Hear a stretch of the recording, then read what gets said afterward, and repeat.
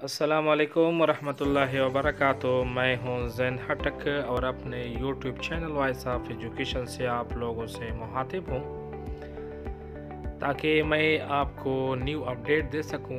Friend, जैसे कि आपको पता है कि ईटा ने बहुत से कैडर्स जो हैं जैसे कि एसएसटी और डीएम से और इसी तरह सीटी पीएसटी ईटीटीटी कारी के टेस्ट लिए हैं और उसके रिज़ल्ट भी अपलोड हो चुके हैं। लेकिन आपको पता है कि उसके मेरिट लिस्ट जो हैं उसमें बहुत सी मिस्टेक्स, बहुत सी गलतियां हैं। जैसे कि आप स्क्रीन में देख सकते हैं कि 238 और 2144 मेरिट लिस्ट वो तैयार किया गया है।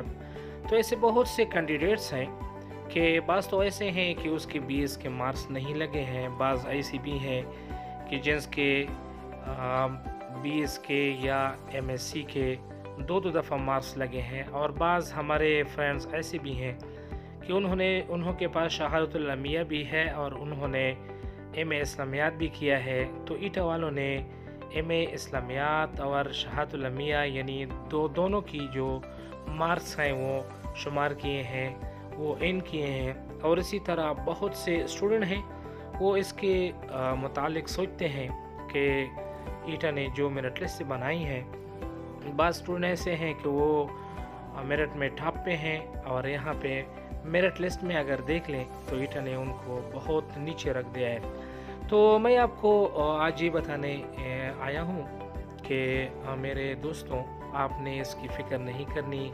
तो आपने इसकी फ़िक्र नहीं करनी है, आपने इसके लिए परेशान नहीं होना है, क्योंकि हमने डीओ ऑफिस से कंफर्म किया है, ईटा वालों को भी हमने फ़ोन किया है।